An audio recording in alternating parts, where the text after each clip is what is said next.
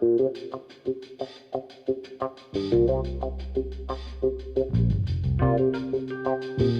me Matt here, and this is Killer Kyle, and welcome to Wheels of Fury. And today's episode is going to be, once again, a little different. All done with the wrestling talk. Yeah. For this week, I thought we'd do something a little different. And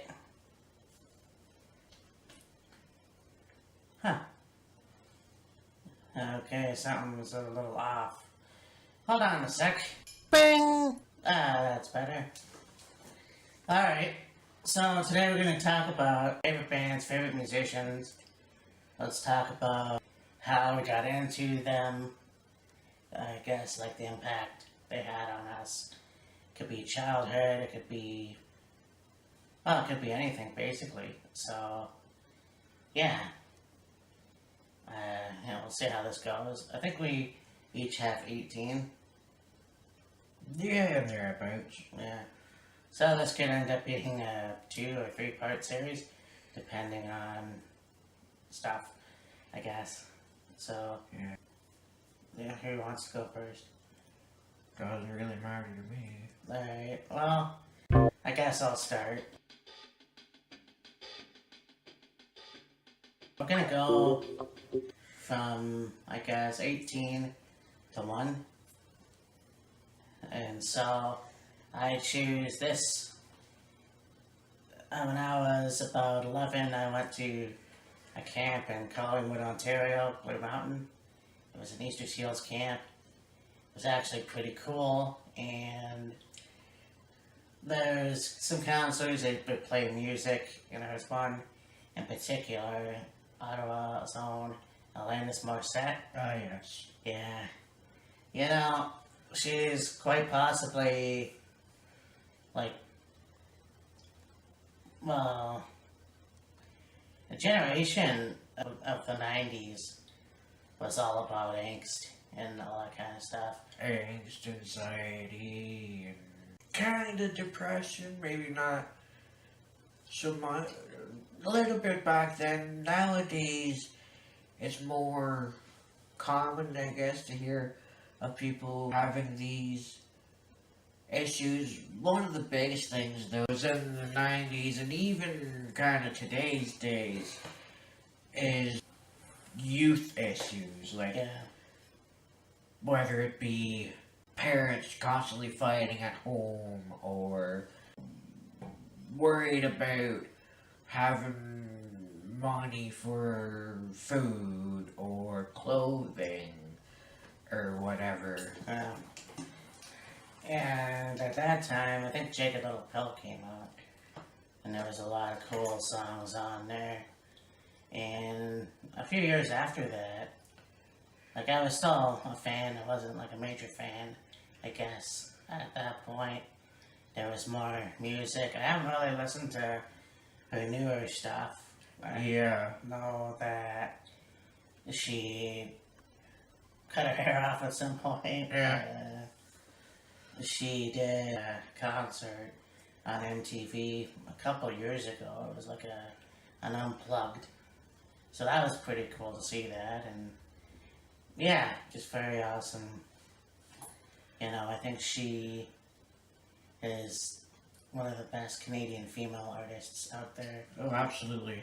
Her one song that was like super popular was Ironic? I think that's it. Yeah. Yeah, that's the first song I remember. Yeah. But, like, I was in a country music phase as a little boy, which is hard to believe, but anyways, yeah, so as soon as I got to camp that year, that was basically my theme song for that summer, I guess. Yeah. But, yeah, there it is. Yeah. Alanis Morissette. Yeah. My first one will be the Barenaked Ladies. Oh, yeah. Now, there's a group that really made music unique. Yes.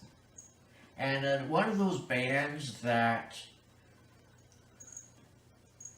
you really could get behind their message for whatever their song was, especially with their song. I'm not even sure what the title of it is, but it goes along the lines of like doing whatever it would take to see or be with your loved one or whatever. Mm-hmm. Yeah, it's been a while since I listened to the Barenaked Ladies. It was like, I would walk 500 miles and I would walk 500 more Oh, just to be the man who walked 1,000 miles to be with you. is that the Barenaked Ladies? Could, or maybe, No, you're thinking of that, Scott. If it's will walk 500 miles, I will walk 500 more, is that it? yeah, No, that's a different band. foul! Still. That's, okay. The point I'm getting at, though, is like, they're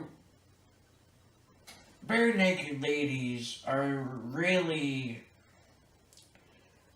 a band that had their very unique style and could take a song and make it their own. Yes. Yeah, and they did a cover. Well, Lovers in a Dangerous Time, which is a cover. I can't remember the guy's name, but he's also a Canadian artist. Yeah.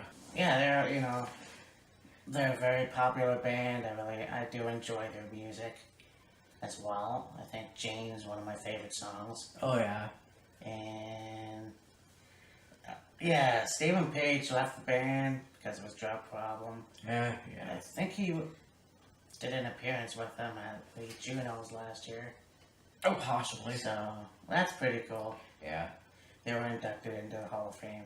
And yeah, I think that another awesome Canadian band. And it's kind of cool that they're used in American pop culture as well, like Big Bang Theory's theme music. Yes, of course.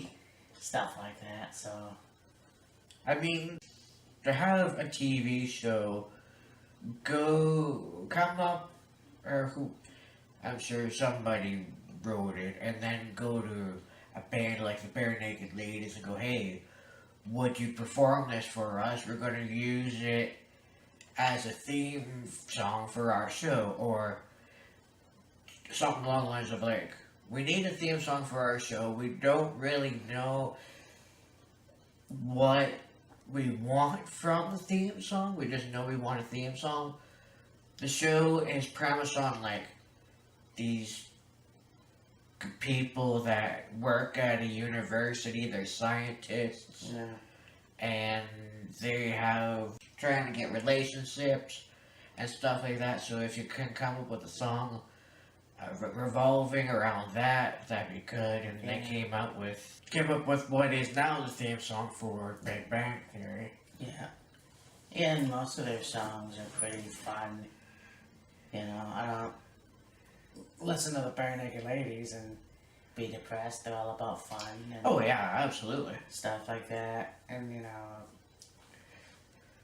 yeah, that's all I can basically say. Like, two lead singers. Well, I mean, Stephen Page is gone now, so it's basically Ed. I can't remember his last name. Yeah. But, yeah, it's pretty cool. Oh, I think it's been 1 week since you looked at it. Yeah, no, that's them. Yeah, that's a good song. Yeah, for sure. I really enjoy it. It's been 1 week since you looked at me. I'm sorry. Yeah. Yeah. Foul! Anyways. The thing about that song too is it's kind of an up-tempo song. Yeah. Just the way it's sung.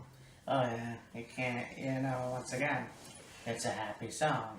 You know? Yeah.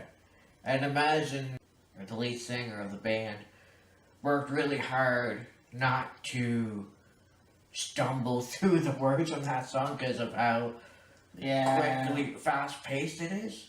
Yeah, rapping through that. That's pretty cool. Yeah, basically. So.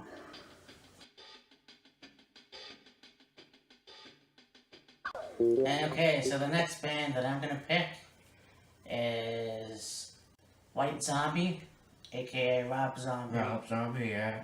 Yeah, one of the bands that I got into Rob Zombie when I was 14. My older brother got me into a lot of the music, and basically, yeah, listening to Rob Zombie really, I don't know what it is. It was just, that was very cool. Like, the thing with White Zombie and Rob Zombie is Rob Zombie's more hard rock, Yeah. heavy rock, I guess, and whereas White Zombie was more the groove metal band, Yeah. who actually started out, well, from what I think anyway, they sound more like a punk band back in the late 80s. Yeah, you could say that. So basically, White Zombie is something I got into afterwards. I guess I figured since my brother was into them, I can be into Rob Zombie. I don't know, I was weird back then.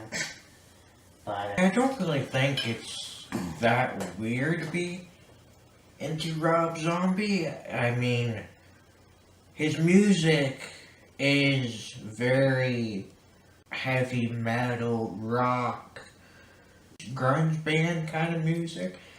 But, I mean, he's very good. And then he also got into directing as well. yes, yeah, that's right. He became a director. He apparently directed porno, but House of 1,000 Corpses. You got the Psycho. Well, he did a remake of another one. I can't remember which one it was. Yeah. But yeah, so he does that. He is just probably one of the coolest guys that I've heard. Pretty much. And he has a brother in a band called Power Man 5000. Yeah, so they're pretty cool. I haven't listened to them in a long time, but another guy that pretty much is, you know, when he's live, you can take it or leave it, but Yeah. again, associating with WWE as just theme music, Yeah. you know, Wheels of Fury theme song Yeah. for the second season or whatever. So yeah, pretty cool. I really enjoyed it. So yeah, I mean, and he's still making really cool music today. But Yeah, Edge's theme song in the beginning, when he was first solo, it was good, but it was just instrumental. yeah, And then about, I'll say probably 2008, 2009, somewhere in there, roughly, they, I guess, redid it and they put lyrics to it. yes, But, and still, and it's like one of the more memorized wrestler theme songs, or songs in general, that yeah. there is. Yeah, and then, you know, from there he went to Alter Bridge, but that's a different, you know, band. Different thing altogether. Yeah. So there it is. But next for me is a group that has a very, again, kind of upbeat, energetic style, but is become quite popular. Now, maybe not necessarily for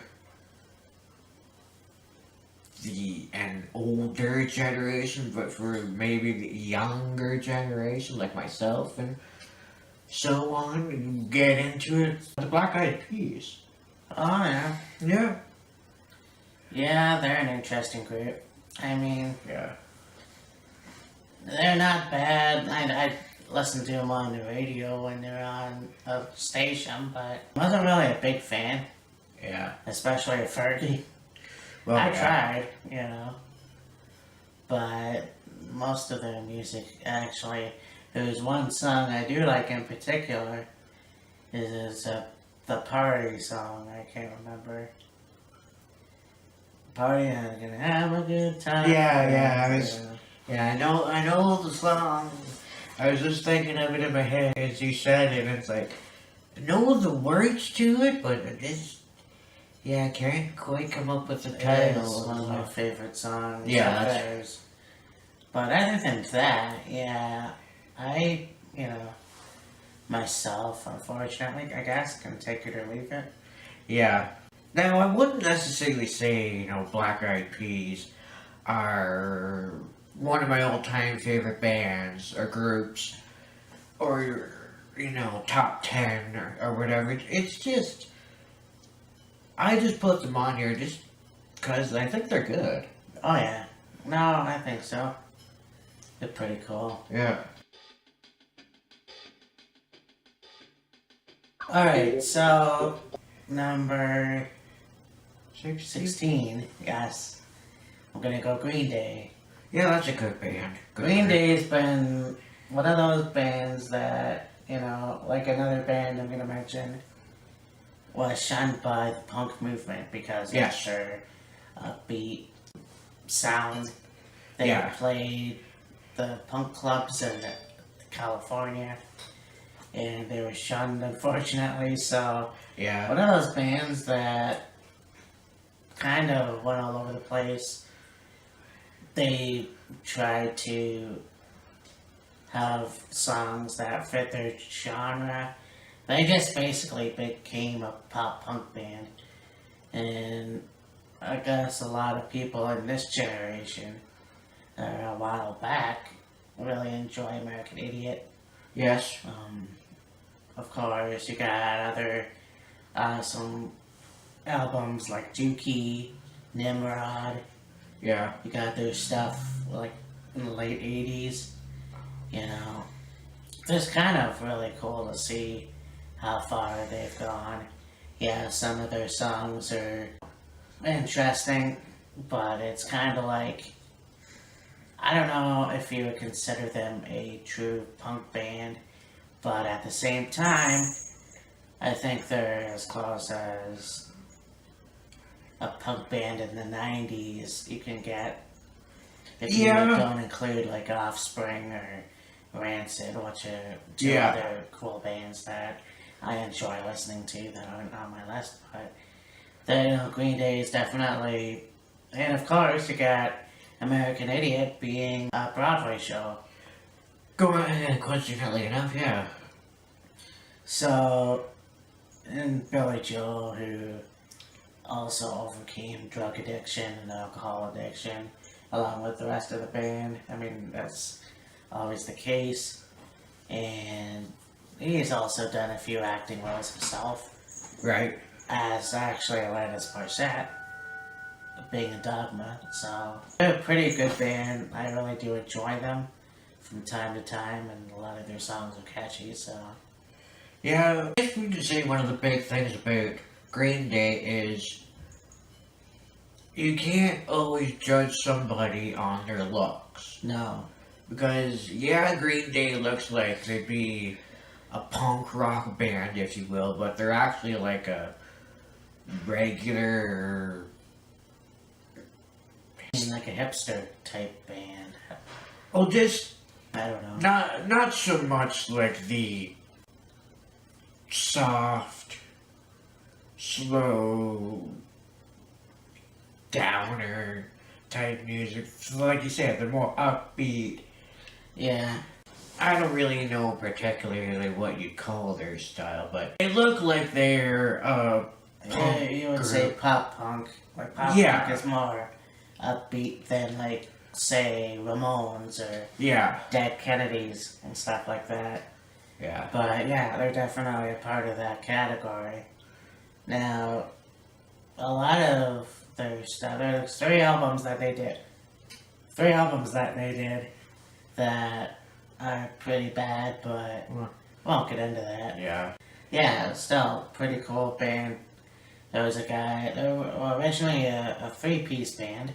Trey Cool, Billy Joe, and Mike Dirt, and then I can't remember the other guy's name. He played guitar for them for a couple of years. But yeah, I really enjoy this band at all.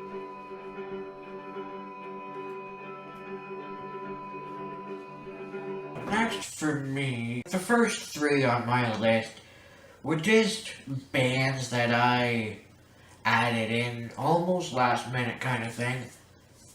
And, you know, like I said before, not really all-time favorite bands or top 10 bands or whatever. Just bands that I think are really good. I really like them and really deserve the notoriety. But I got the Red Hot Chili Peppers. Oh yes, one of my favorite bands too. Like I love all kinds of music, and you know, back in high school, or hell, even further than that, I was a big fan of theirs. You know, I don't necessarily own a lot of their stuff, but Yeah. they're a very catchy band as well. They're along the lines of like a funk, hard rock, and yeah, so they're really cool. And they've had a lot of lineup changes as well. Yeah. And you know, their bassist passed away in the late '80s. Then they had John Frusciante, and he recently left the band. Well, he left the band before. They had Dave Navarro, and then they came back, and now he's gone, and then they get this other guy. I said bassist, I meant guitarist. Yeah. So, whatever. Yeah. No, but no, really cool stuff. They're very unique on stage. Oh yes, very much so. And one of those bands too that you might not know them fully, but you listen to one of their songs or a couple of their songs, you can get into it so easily. Yeah, for sure. And then you have Anthony Kiedis too, that apparently saved a baby's life on the James Corbin show and the carpool excitement. I think it's pretty cool. Yeah. But yeah, an all around really cool band. And again, I didn't put it on my list, but yeah, I definitely enjoy their music for sure, and will always enjoy their music. Absolutely.